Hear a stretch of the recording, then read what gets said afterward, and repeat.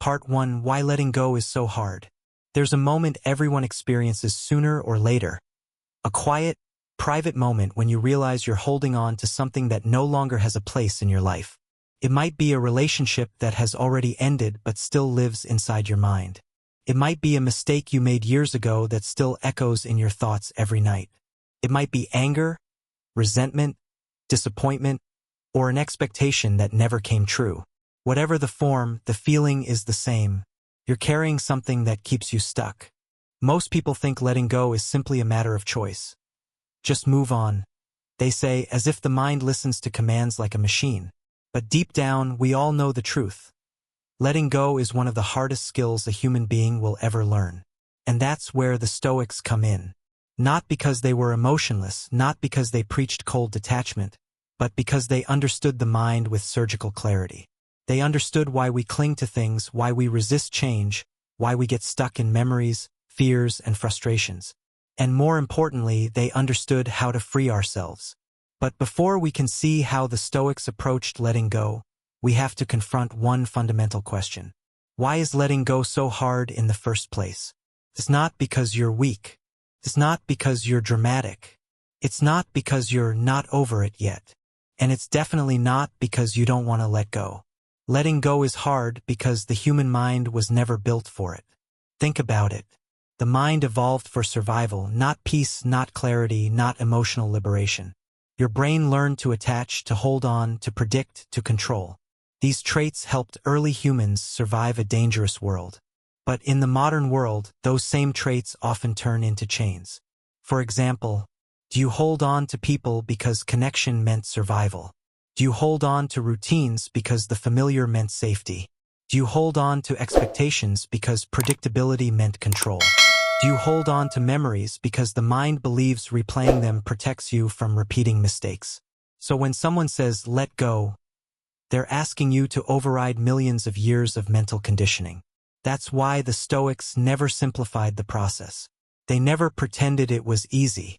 They never told people to stop caring or to shut down emotionally. Instead, they taught clarity. They taught people to see clearly what the mind is doing and why. And once you understand the mechanism, letting go becomes less of a dramatic emotional event and more of a natural mental realignment. Let's break down the 3 main reasons letting go feels impossible. 1. You're attached to what could have been, not what is. When you think about something you can't let go of, notice this. It's rarely the reality that hurts the most. It's the alternate version, the version you imagined, the better ending, the different outcome, the dream that didn't survive contact with the real world. The Stoics called this the pain of false perception. Epictetus put it simply, it is not things that disturb us, but our opinions about things. In the context of letting go, the opinion is the story you built around it. You're not grieving the person, you're grieving the future you pictured with them. You're not angry about the event, you're angry about the way you believe it should have happened. You're not stuck on the past, you're stuck on the version of yourself you think you should have been. Letting go, then, is not losing something real. It's releasing an illusion. 2. The mind fears emptiness more than pain. This is one of the deepest, most overlooked truths. Humans will cling to something painful because pain feels familiar, predictable, and controllable. But emptiness, uncertainty, absence, change, activates a primal survival response. When you let go, you create a void. And the mind hates voids. It wants something to fill the space. It wants answers. It wants closure, explanations, guarantees. The Stoics understood this well. They believed nature abhors a vacuum, not just physically but mentally. That's why Marcus Aurelius often wrote reminders to himself like, if you lose something, return to what remains. Look inward, not backward. He wasn't talking about losing objects. He was talking about letting go of attachments and returning to the inner self, the only stable foundation. The real challenge isn't the loss. It's the space the loss leaves behind. 3. You confuse letting go with giving up. This is the most common misunderstanding. Letting go does not mean you don't care, you failed, you're weak, you're indifferent. Letting go means you are refusing to suffer unnecessarily. It means you're choosing clarity over fantasy. discipline over emotional chaos, reality over resistance, inner peace over external attachment. But because the world glorifies holding on, fighting, pushing, chasing, letting go feels like surrender. The Stoics saw it differently. To them, letting go wasn't surrender. It was mastery. You must let go of what is not yours, Epictetus wrote. Not because you are weak, but because you are finally strong enough to stop clinging. Letting go is not giving up. Letting go is growing up. And this brings us to the first Stoic reframe. The Stoics never said, detach from everything. They said, detach from everything that is not within your control. Which means the real foundation of letting go isn't emotional. It's logical. It's not about forcing yourself not to feel. It's about learning to see clearly what belongs to you and what never did. Once that clarity forms, the emotional weight naturally loosens. Because you can't cling to something your mind recognizes as not yours. Part 2, the Stoic foundation of letting go, control, nature, and the inner citadel. If Part 1 was about understanding why letting go feels impossible, Part 2 is about something far more important. How the Stoics reframed the entire concept of attachment, control, and loss. Because for the Stoics, letting go wasn't a dramatic act. It wasn't emotional warfare. It wasn't a crisis or a collapse. Letting go was simply the byproduct of a deeper understanding. A clarity about how life actually works.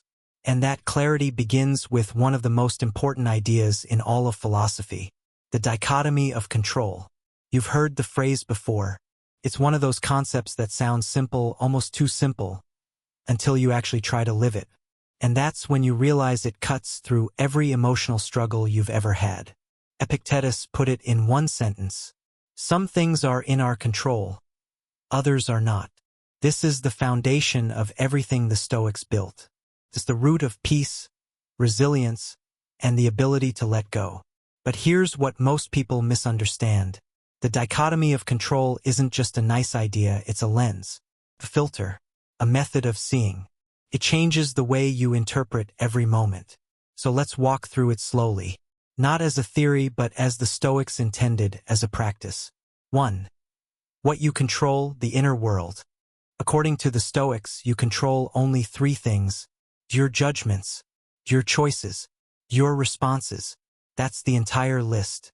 Everything else, your past, your future, other people, outcomes, circumstances, timing, is outside your absolute control.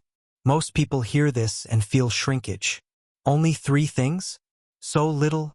But the Stoics saw it differently. They realized something radical. These 3 things are all you need to build an unshakable life. Judgments determine how you see the world. Choices determine how you act in the world. Responses determine how you adapt to the world. That is your true power. And once you see this clearly, letting go becomes far easier. Not because you force yourself to release something, but because you can finally see what's not yours to hold. A thought is yours. A reaction is yours. An intention is yours. Your effort is yours. But the results? The behavior of others? The passing of time? The ending of situations? Those are not yours. And what is not yours should not own you. 2. What you don't control, the outer world. Now here's where the emotional weight begins to shift. If you write down everything in your life you struggle to let go of, you'll notice something uncanny. Almost all of them belong to the category of things you don't control. You don't control how someone else feels about you, whether they return, what they did or didn't do, what already happened, what could have been, what others think, whether life becomes fair, how long something lasts, the timing of endings. We cling because we believe somewhere inside that we can change these things if we just try harder, think more, hold on longer, or suffer enough. But clinging doesn't give you control. It only deepens your pain. Marcus Aurelius wrote something most people overlook. If it is not yours, do not let it settle in your heart. He didn't say this to be cold or detached. He said it to protect himself. Because when you carry what isn't yours, you trap yourself in a life you can't influence. Imagine gripping a rope that's pulling away from you. You're not being dragged because you're weak. You're being dragged because the rope was never meant to be held. Letting go, the Stoics realized, is not about release. It's about recognition. Recognizing, this was never under my control. I was only holding the idea that it could be. Once that recognition is clear, your grip naturally loosens. 3. Living in alignment with nature. Another core idea in Stoicism is the principle of nature. Not nature as in trees and rivers, nature as in the natural order of life. Everything follows a cycle. Beginnings, middles, endings. Everything flows. People, seasons, opportunities, stages of life. Everything changes, you, your circumstances, your identity. We suffer when we want the world to behave differently. Seneca wrote, "No man is crushed by what is happening, but by his opinion about what should be happening." In other words, it's not the ending that hurts.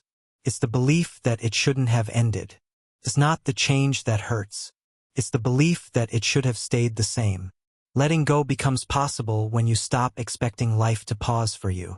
When you stop demanding permanence from things that are temporary by nature. The Stoics didn't fight the flow of life.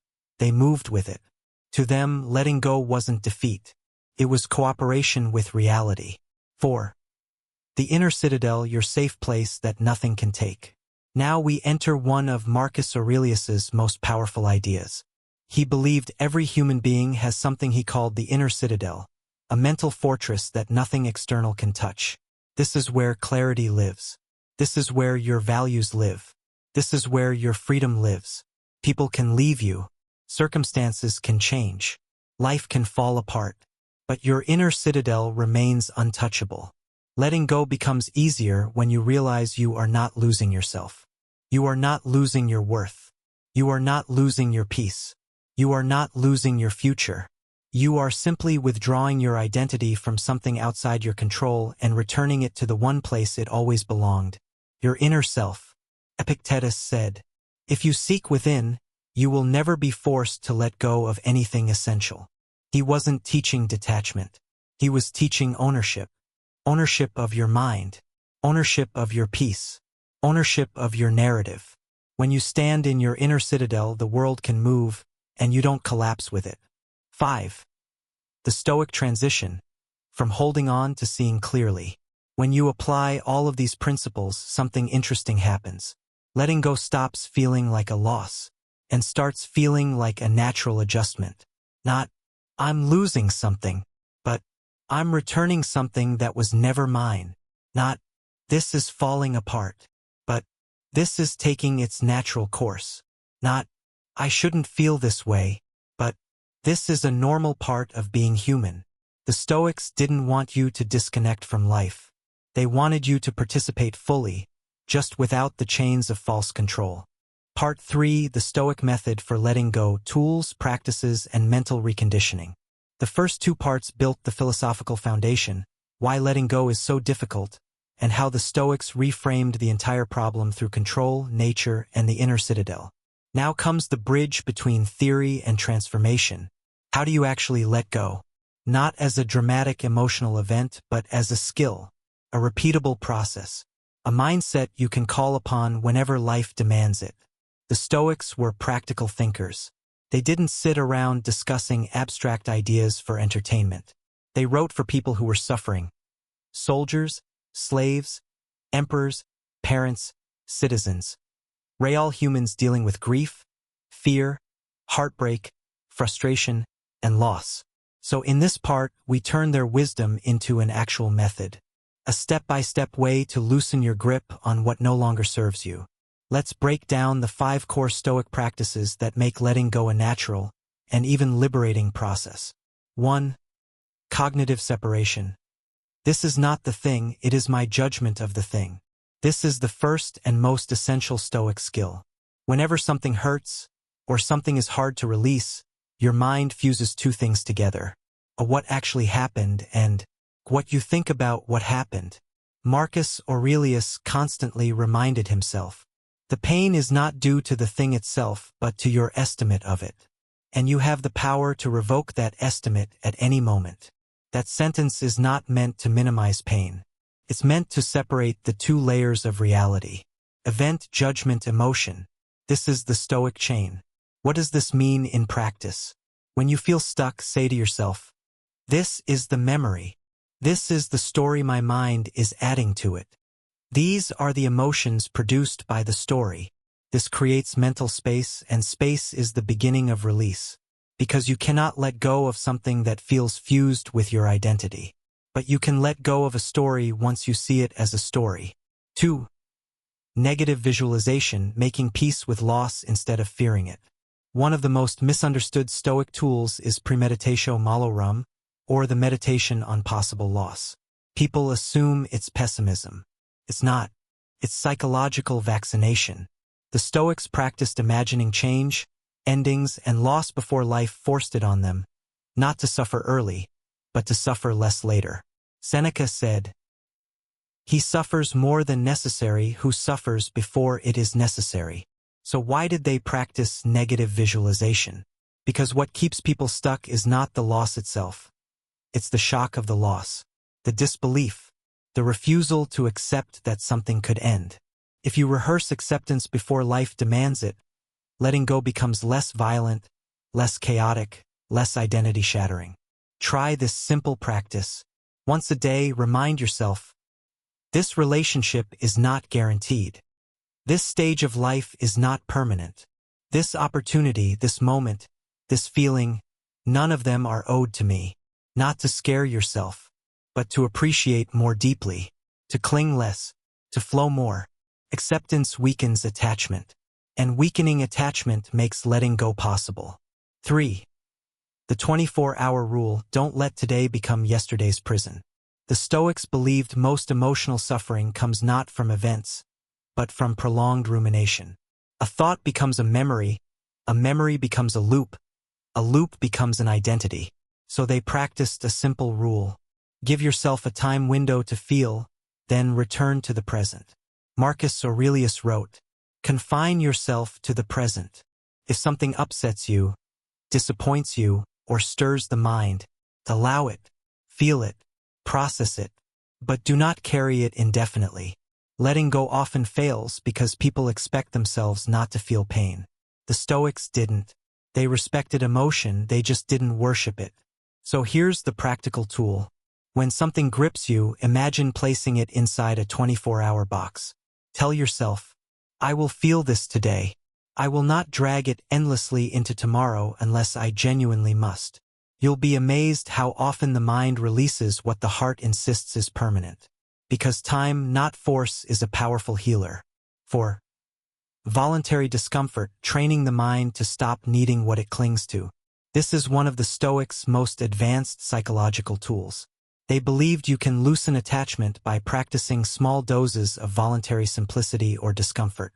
Not as punishment, but as mental reconditioning. Seneca would sleep on the floor once a month. Epictetus practiced owning nothing unnecessary. Marcus Aurelius would remind himself that luxury is optional and resilience is essential. Why? Because when you prove to yourself that you can endure less, you stop fearing the loss of more. Letting go becomes easier when you realize, I can survive without the thing I'm afraid to lose. This doesn't only apply to physical comfort. Try voluntary discomfort with emotions.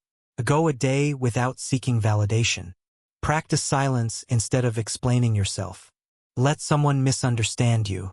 Sit with uncertainty without chasing clarity. Allow an open loop without closing it. Each time you do this, you're teaching your mind, I do not need external certainty to remain grounded. That is one of the deepest forms of letting go. 5. Journaling as excavation, pulling the roots out instead of cutting the leaves. The Stoics journaled not to write beautifully, but to think clearly. Marcus Aurelius' Meditations is basically one long attempt to let go, to release frustration, anger, grief, temptation, pride, disappointment. Journaling is the act of pulling emotional clutter out of your mind and placing it where you can see it. It transforms feelings into words, and words into logic. Try this simple Stoic question set. What exactly am I holding on to? What part of this is within my control? What part of this belongs to nature? What am I afraid will happen if I let go? Is that fear realistic, or just a story? What would letting go give back to me? You don't have to write beautifully. You just have to write honestly. One honest page can release what 10 days of overthinking cannot. Because journaling externalizes the mind, and you cannot cling to something once you see its structure clearly. The Stoic method in one line. Letting go is not an action. It is a shift in perception. You don't drop the object. You drop the illusion of control. And when the illusion collapses, the emotional weight goes with it. But Stoicism doesn't stop there. The next question is, how does this apply in real modern life? In your relationships, your career, your identity, your mistakes, your past, your future, your sense of self. Part 4, Letting Go in Real Life. Applying Stoic wisdom to relationships, identity, expectations, and everyday emotional traps. By now, you've seen the Stoic foundation behind letting go. The dichotomy of control, the flow of nature, the inner citadel, and the practical tools for separating judgment from reality. But philosophy means nothing if it can't withstand real life. And real life is messy. It's breakup texts, sudden endings, uncertainty, missed opportunities, unfinished conversations, identity confusion, career stress, emotional wounds, and the chaotic storm of daily interactions that pull you out of yourself. So part 4 is all about taking Stoic clarity and applying it where it matters, in the places where letting go feels least possible. Let's walk through the 5 major areas where people struggle most and examine how Stoicism offers a path through each one. 1. Letting go of people, love, loss, and the fear of emotional emptiness. This is the hardest one for most people. Losing someone, whether through a breakup, distance, change, or silence, creates a kind of emotional vacuum. The mind hates that vacuum. It tries to fill it with memories, fantasies, what-ifs, closure-seeking, and self-blame. So what do the Stoics offer here? They start with one hard truth. You do not own people. You only experience them. And the moment you try to cling to someone as if they are permanent, you begin to suffer. Epictetus said, "When you kiss your child, remind yourself, you are kissing a mortal." People misinterpret this as cold or pessimistic. But Epictetus wasn't teaching detachment. He was teaching presence. In relationships, the fear of losing someone often prevents you from actually appreciating them while they're here. Stoic letting go is not, pretend you don't care. It is, don't confuse the gift with a guarantee. When someone leaves, the mind says, I need them back. I can't move on. I should have been enough. Why did this happen? The Stoic reframing is, I was lucky to have them at all. I cannot control their path. I will not chain myself to what no longer wants to stay. Letting go of people becomes easier when you shift from ownership to gratitude. 2. Letting go of expectations, the silent source of most suffering. Every disappointment in your life can be traced to one thing, an expectation that reality didn't live up to. You expected someone to behave a certain way. You expected a plan to unfold smoothly. You expected the effort to lead to a result. You expected timing to align with your desires. Stoicism simplifies all of this into one teaching. Expectations are imagined control. Letting go is returning to real control. Marcus Aurelius constantly reminded himself, do not expect a life without disturbance. Instead, expect your own mind to remain strong despite it. The modern problem is that people set expectations as a form of emotional insurance. If I imagine a perfect scenario, maybe I can control the outcome. But expectations don't protect you. They trap you. Letting go of expectations doesn't mean lowering your standards. It means detaching your emotional state from outcomes you cannot command. Instead of, I expect this to work, try, I will show up fully. The outcome is not mine. That mindset rescues you from the emotional turbulence that follows disappointment. 3. Letting go of past versions of yourself. One of the most painful forms of attachment is self-attachment, the inability to release old identities, past mistakes, or outdated narratives about who you are. This is where Stoicism becomes brutally honest. Marcus Aurelius wrote, You are under no obligation to remain the same person you were yesterday. Yet most people imprison themselves inside their past. The old failure they still identify with. The mistake that keeps replaying. The version of themselves they outgrew. The standard they no longer fit. The dreams they once had that no longer match who they are. The Stoic approach is simple but powerful. Your past is an explanation, not a limitation. You are not required to carry it with you. You are not defined by it. You are only responsible for the choices you make today. Letting go of old identities often requires asking one question. Is this story still serving me? Or am I serving the story? If the story keeps you stuck, the Stoics say, burn it, release it, write a new one. Letting go is not erasing your past. It's refusing to let the past erase your future. 4. Letting go of control in uncertain times. Modern life is filled with uncertainty. Career instability, unpredictable relationships, global chaos, financial stress, shifting opportunities, unexpected turns. People cling to control because uncertainty feels like danger. But the Stoics turned uncertainty into an advantage. Their secret? Focus on the controllables so intensely that the uncontrollables lose their power. When life feels uncertain, you don't control what will happen. You do control how prepared you are. You don't control how others behave. You do control your response. You don't control timing. You do control adaptability. You don't control outcomes. You do control effort, clarity, and resilience. Letting go of control doesn't mean going passive.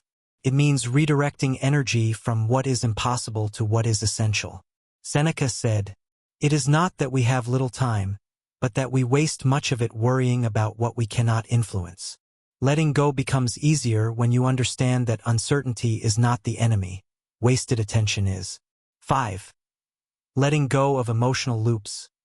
Overthinking, rumination, and mental replay. This is the modern battle the Stoics anticipated thousands of years ago.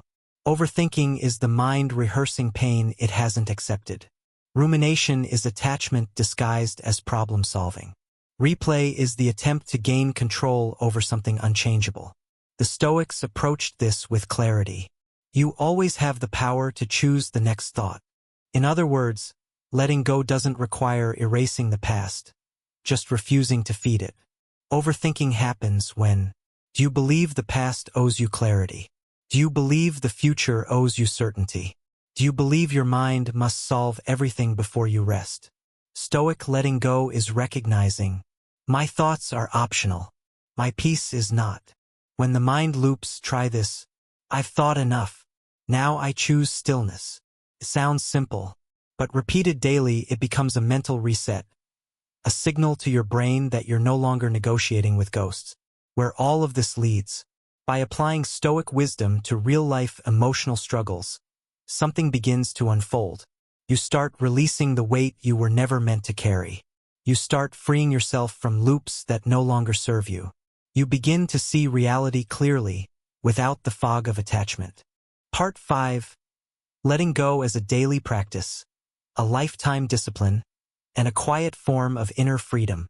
If you've made it this far, then you've probably already sensed something important. Letting go isn't a moment. It's not an event. It's a discipline. People often imagine letting go as a dramatic turning point. A scene where you walk away, burn a letter, delete a number, or close a door. But the Stoics saw it differently.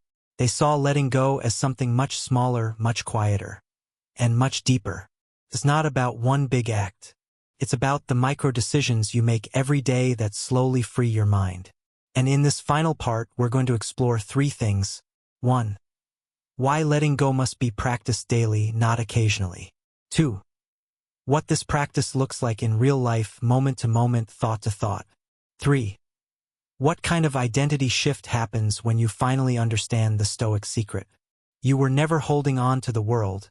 It was your own mind holding on to an illusion. Let's begin. 1. Letting go as a daily discipline. Think of your mind like a river. Every day, new things float by. Thoughts, memories, opinions, judgments, expectations, fears. things people say, things that don't go your way. And the river does what rivers do, it flows. The only reason your mind becomes turbulent is because you reach into the water and grasp onto something. A negative comment, a disappointment, a fantasy about how life should have been, a worry about tomorrow. And once you close your hand around it, the natural flow stops. Now you're stuck. Now you're drowning. Now you're replaying, rewriting, resisting. The Stoics believed that suffering is not in the things themselves, but in our attachment to them, which means letting go isn't a grand gesture. It's a tiny habit, a muscle you train, a skill you refine. You don't let go once. You let go every day, sometimes every hour, sometimes every minute. That's why Marcus Aurelius wrote, "Don't let your mind be a slave to what happens around you." He didn't say this once. He wrote it repeatedly, almost obsessively, throughout meditations. Because he wasn't reminding the world, he was reminding himself. If the Emperor of Rome needed daily practice to let go, we do too. 2. The real-time practice of letting go. So what does Stoic letting go actually look like in a normal day? It looks like this. When someone's tone irritates you, you pause, breathe, and remind yourself, I control my response, not their behavior. You let the irritation pass through you like wind, not like a hook. When you feel misunderstood, instead of trying to force people to see your intentions, you remember, I only control my clarity, not their interpretation. And the anxiety begins to loosen. When something doesn't go the way you planned, you tell yourself, this is reality. I can work with it. And the frustration begins to dissolve. When a fear starts to dominate your thoughts, you separate it into 2 categories. What you can change, what you can't. You let go of the second category instantly. When a memory resurfaces and pulls you backward, you see it as a cloud passing through the sky. It's allowed to appear. It's allowed to drift away. Nothing more. Letting go is subtle. It doesn't require ceremony. It doesn't require a speech. It doesn't require an emotional breakdown. It only requires awareness, courage, practice. You notice what you're gripping. You relax your mental fist. You let it pass. And then you do it again tomorrow. 3. The identity shift from controlling to collaborating with life. At the deepest level, letting go isn't about removing something from your life. It's about removing an illusion from your identity. The illusion that you control everything. The illusion that life owes you a particular outcome. The illusion that the past could have happened any other way. The illusion that external events define who you are. The Stoics believe that your identity becomes lighter, stronger, and clearer when you stop gripping life with fear and start moving with it instead. There's a shift from, how do I make life bend to my will, to, how do I align my will with reality? This shift is transformative. Feels like your anxiety softens, your reactions slow down, your presence sharpens, your emotional world becomes cleaner, simpler. Your decisions become more intentional. Your self-respect grows quietly, steadily, because you stop fighting what is. You stop clinging to what's gone. You stop forcing what doesn't want to stay. You stop trying to control the parts of life that were never yours. Instead, you begin to control the one thing that was always yours, your inner world. And once that happens, you don't just let go. You become untouchable. 4. The Stoic challenge, the final practice. Stoic philosophy always ends with action. Not theory, not knowledge, not quotes, but practice. So here's the challenge for you, the same challenge the Stoics lived by. Every day, notice the moment your mind begins to grip something. And ask one question, is this mine to carry? If the answer is no, let it drop. Let it fall. Let it float away. Don't argue with it. Don't explain it. Don't dramatize it. Let it go the same way you let go of something hot. Instantly, instinctively, without hesitation. Tomorrow you'll do it again. And the next day. And the next. Not because you're weak, but because you're finally strong enough to stop fighting with reality. This is the quiet strength of the Stoic. This is the freedom Marcus Aurelius wrote about. This is the inner calm Epictetus lived by. This is the art of letting go. A river flows, clouds drift, life moves, and now so do you.